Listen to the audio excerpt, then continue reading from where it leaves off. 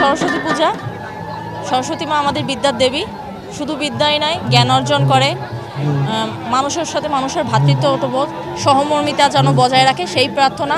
আমাদের এই সরস্বতী পূজা বিদ্যার দেবী, আমরা সারা পৃথিবীর শান্তির জন্য, বিদ্যা বুদ্ধি এই জন্য প্রার্থনা করার জন্য এখানে আমরা আসি।